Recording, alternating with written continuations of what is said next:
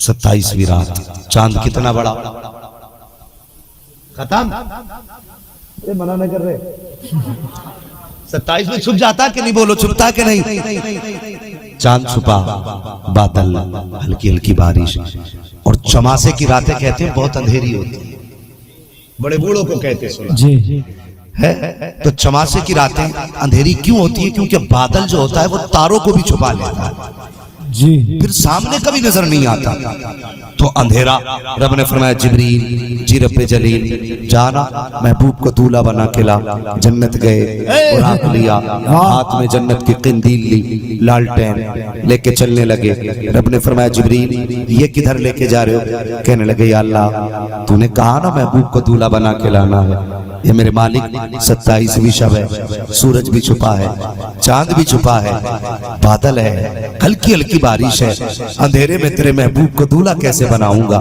इसलिए जन्नत की किंदील लेके जा रहा हूँ। रब ने फरमाया जिब्रील मेरा महबूब किंदील का मोहताज नहीं, मेरा महबूब किंदील का मोहताज नहीं है। कहा फिर?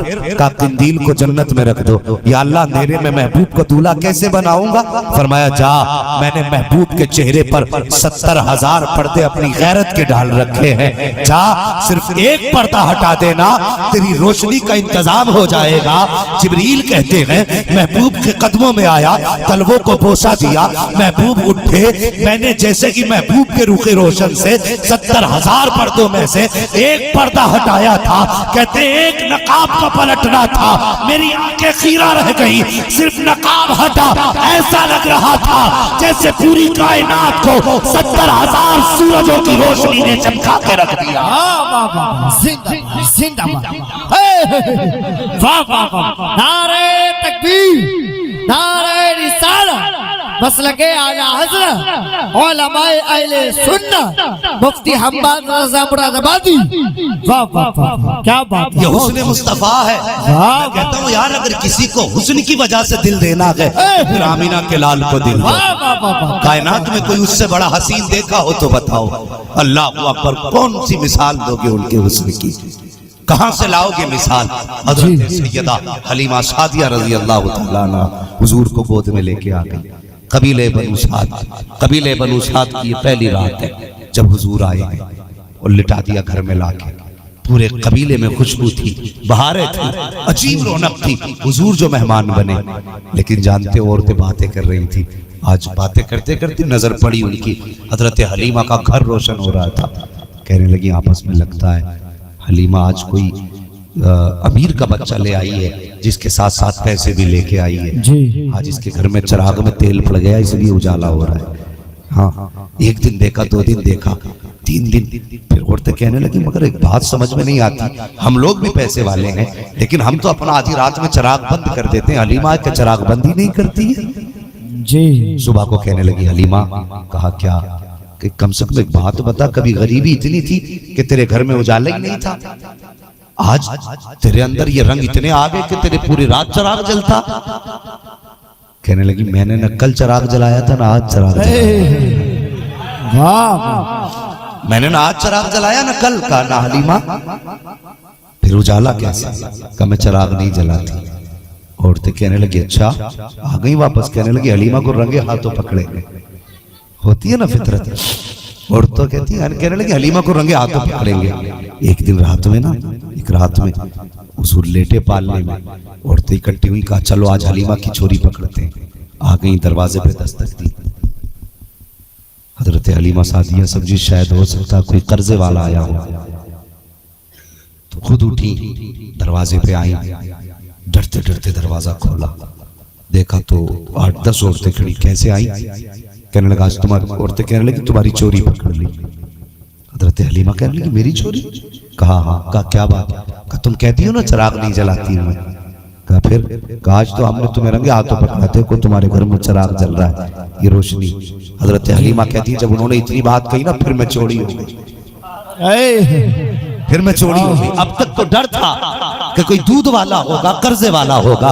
कहती जब उन्होंने कहा चिराग जलाती हो, मैं चोरी हो गई। मैंने कहा ना आज भी चिराग नहीं है। कहा हलीमा तू सच बता। कहा चिराग नहीं है। कहा दिखा तो सही। कहने लगी सब मत आना, एक आओ किसे आना है। जो उनमें सबसे मुअम्मर थी वो आगे बढ़ी। कहा हलीमा घर में लेके चल। हजरत हलीमा सादिया ने हाथ पकड़ा, हवेली में लाई है। कहा देख चिराग कहाँ है। चारों तरफ निगाह डाली, कहीं चिराग नजर नहीं आया। कहा हलीमा बता तो सही, ये दीवार कैसे रोशन है, ये रोशनी कहाँ की है। कहा तुम नहीं समझोगी। कहा बता तो सही। फिर हाथ पकड़ा, वहां लाई है जहां मेरा नबी पालने में लेटा हुआ है। और लाने के बाद चेहरे से कपड़ा हटाया। अल्लाह अकबर। हलीमा सादिया कहती है मैं कोई चिराग नहीं जलाती, कोई दिया नहीं है। और कहा फिर रोशनी कैसी। कहा जब कपड़ा हटा तो मुझे पता चला ये रोशनी जमीन के चिराग की नहीं थी, बल्कि ये रोशनी जन्नत के चिराग के चेहरे से निकल रही। क्या बात। आला महकने दिल के गुंजे खिला दिए हैं, जिस राह चल दिए गए कूचे बसा दिए।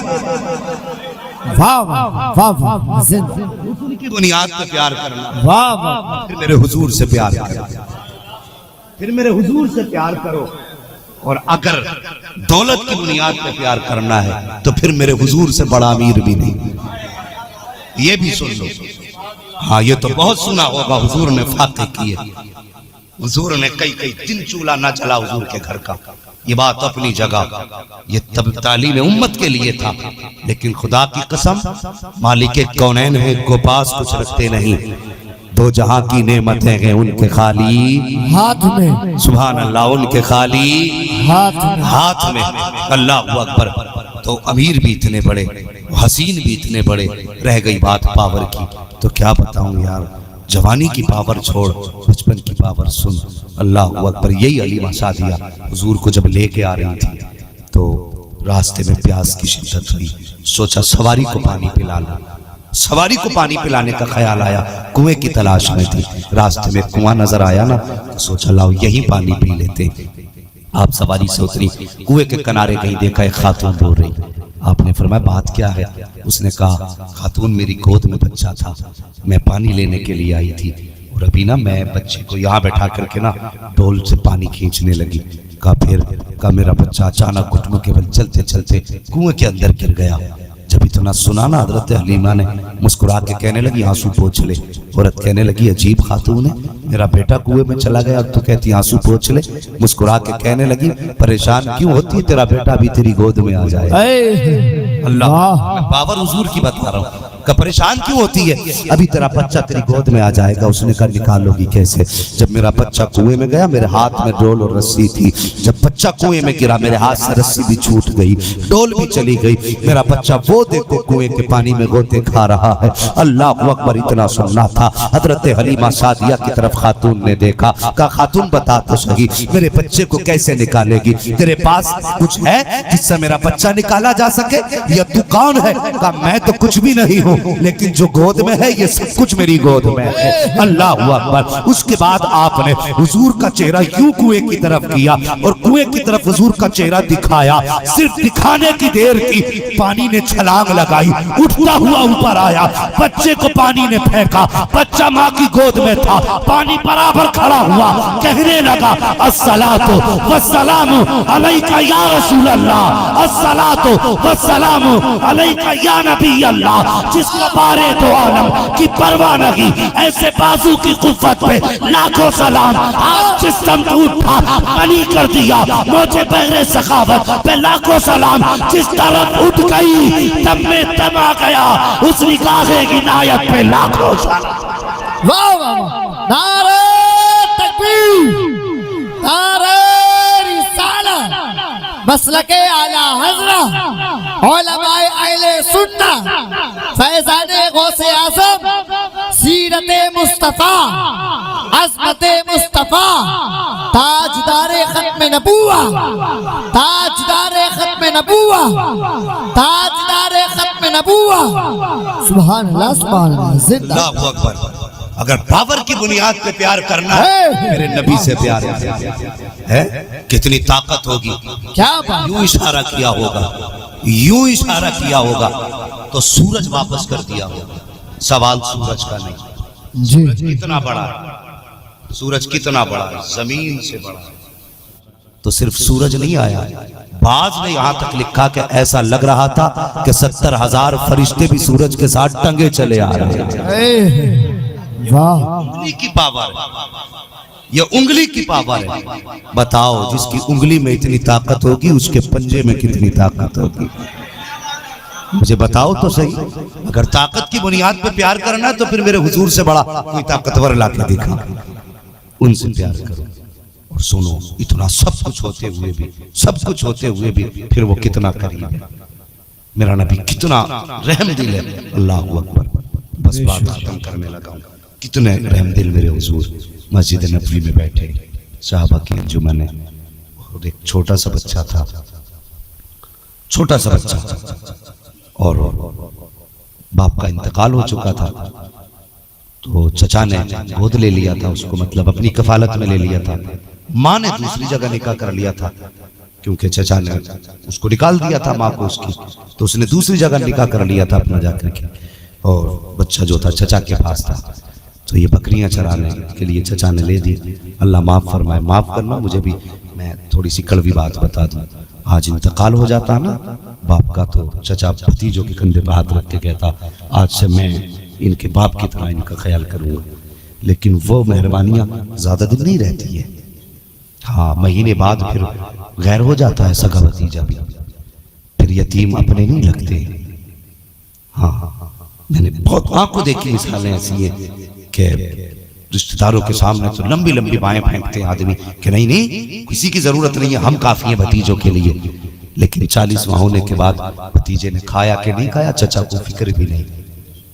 ईद के दिन सगा भतीजा यतीम है तो कपड़ों को पैबंद लगा के पहन रहा है, और चचा 10-10 हजार के कपड़े खरीद के ला रहा। तो यार ये जो करवट में यतीम है ना, ये कोई तेरा गैर नहीं है, तेरे भाई का बेटा है। खुदा रहा अपनों यतीमों का ख्याल किया करो। और यतीम तो कोई गैर भी है, तो मेरे हुजूर ने फरमाया जब कोई बंदा किसी यतीम के सर पे हाथ रखता है ना, तो जितने बाल उसके हाथ के नीचे आते अल्लाह उसको इतनी ही नेकियां अता फरमा दिया करता है। हाँ, और इतने दर्जे बुलंद फरमा दिया। ये यतीमों पे मेहरबानी है। आज हमारा हुआ क्या है, अगर यतीम भतीजा ईद के दिन आ जाए ना, कपड़े लाया हो सगा चचा बच्चों के लिए, कहता उठा के रखते, तेरा भाई आ रहा है वो देख लेगा।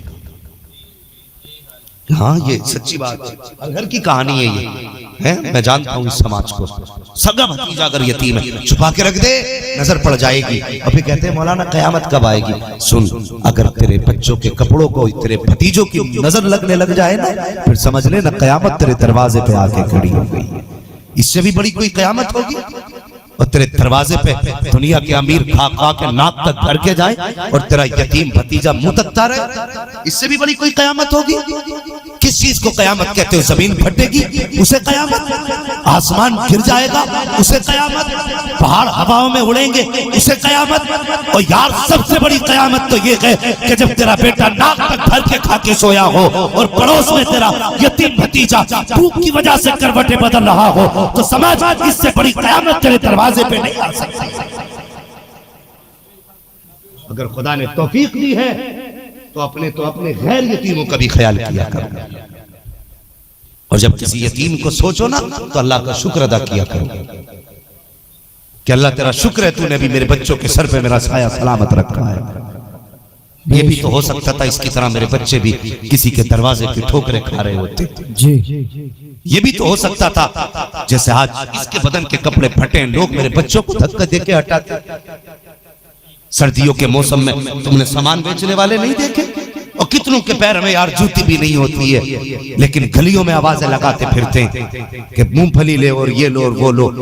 हमारा तो मन था मूंगफली खाने का, आवाज दी बच्चे इधर आ, 10 रुपए की ले मूंगफली दे, 20 रुपए की मूंगफली दे, या कोई भी सामान उससे खरीद लिया तुमने, लेकिन एक बार नजर डाल के पैरों की तरफ नहीं देखा। अल्लाह, तो 2 मूंगफली के लिए लड़ गया कि 2 दाने ज्यादा डाल दे, और तूने उसके पैरों की तरफ देखा। इतना तो सोच लेता इस सर्दी में अगर मेरा बेटा लिहाफ में है तो कौन सी मजबूरी है जिसने इसको कोहरे में लाके गलियों में घूमने पे मजबूर किया है।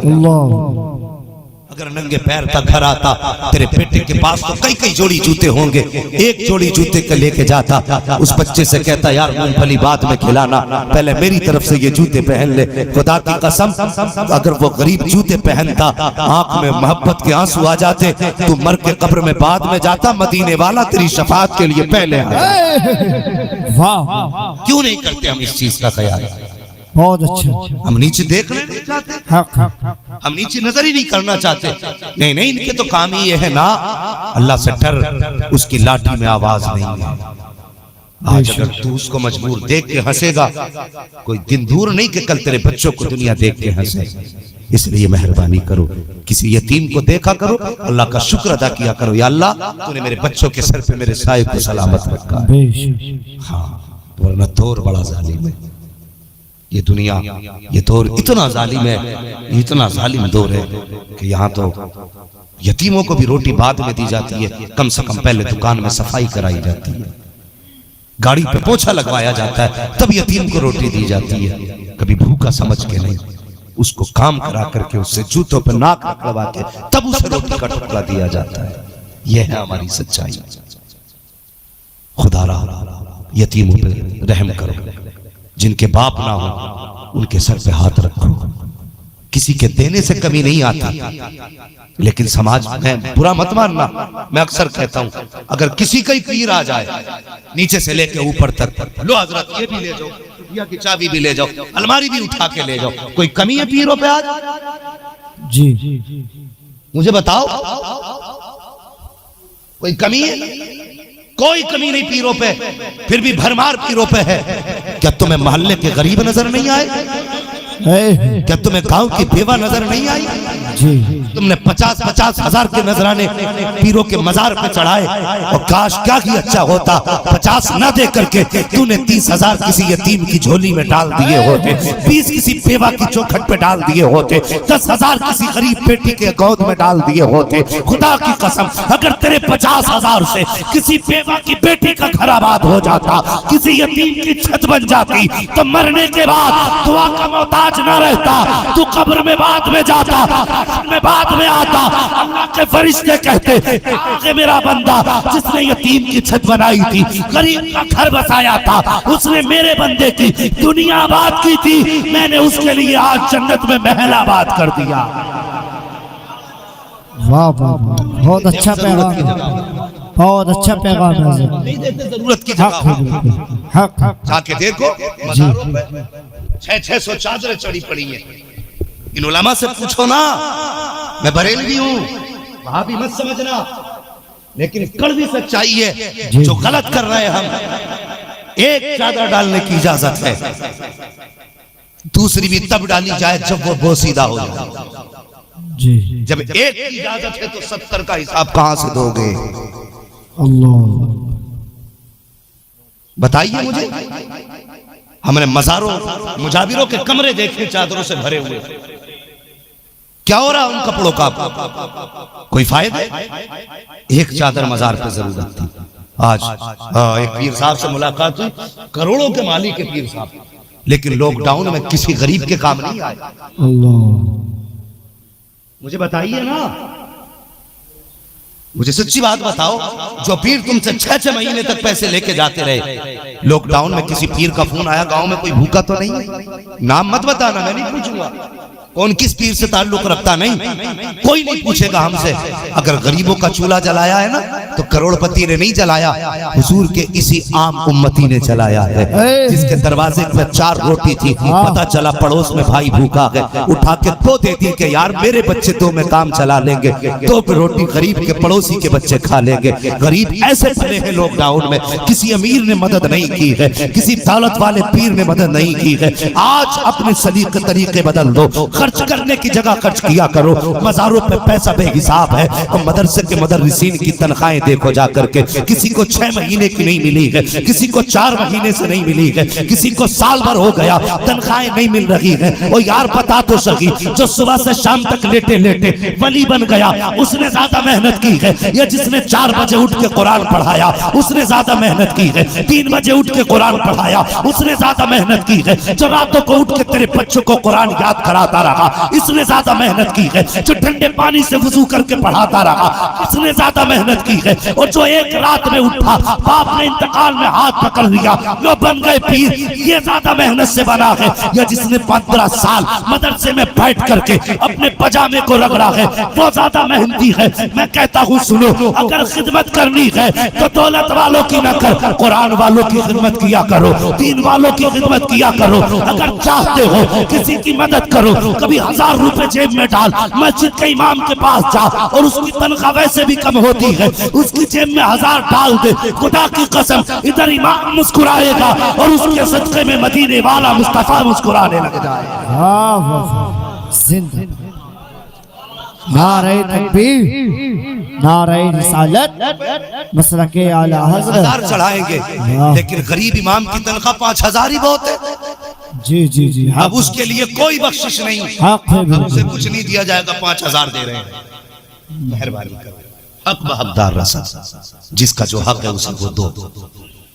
समझ रहे मेरी बात?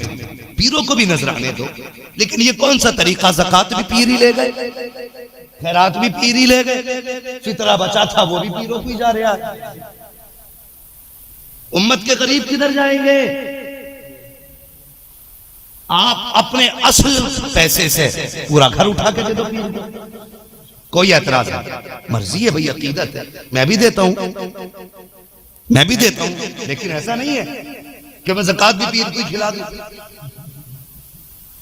ये गरीबों का जो हक है वो गरीबों को दो, जहां जरूरत समझे वहां दें। और अगर चाहते हो आपको पीर प्यारा ना, मुझे मेरा पीर बड़ा प्यारा है, मैं अपने पीर को अपनी जान से ज्यादा चाहता हूँ जी, मगर आज मेरा मन करता है ना मैं पीर की रूह को खुशी पहुंचाऊं, तो मैं पीर के नाम पे किसी गरीब को दे देता हूँ।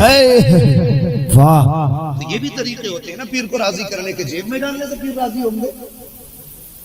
थोड़ा सा जरा सलीके में जिंदगी गुजारे, जरूरतमंद को दे, ये सभी से गुजारिश है। ये नहीं कि साहब मैं हाफिज बिलाल साहब के घर आया हूं तो इनके घर वालों से ही कह रहा हूं, नहीं, ये सोशल मीडिया दुनिया सुनेगी, मैं सबसे कहता हूं जहां जरूरत हो वहां खर्च करो। खुदा रहा अगर हम मदरसों का ख्याल नहीं रखेंगे तो कौन रखेगा, हम कुरान वालों का ख्याल नहीं रखेंगे तो कौन रखेगा। और एक मिजाज चला रहा है मस्जिद में पेटी पहुंचाने का कुरान की, अब्बा मरे इधर जनाजा तैयार, बेटा पेटी लेने चला गया। हाँ, इतनी पेटियां हो गई मस्जिद में रखने जगह नहीं है, गर्द जम रही है। हाँ तो तुमने भी ना रोका, हाँ तो फिर बैठो जरा, आप सुनो इंशाल्लाह, बात सुन, बोले जरा या रसूल अल्लाह। या रसूल अल्लाह। भाई मेरा बताना मकसद है, ये कुछ हमारी रविश है ऐसी जिसको हम वो कहते हैं ना भेड़ की चाल चलना, जिधर एक उधर सब। कलुआ क्या लाया था, कुरान की पेटी, तो कलुआ लाया था तो मलुआ भी वही ले आया, जुम्मन पेटी लाए तो बब्बन भी पेटी ले आओ। भाई कुछ तो बदलो, क्यों लाते हो? ये नियत होती है ना कि हम कुरान के पारे ला के रख दें, कोई पढ़ेगा तो हमारे अब्बा को सवाब मिलेगा, हमारे भाई को सवाब मिलेगा, है हमारी वालिदा को सवाब मिलेगा, इसीलिए से तो पेटी रखते हैं लगा करके।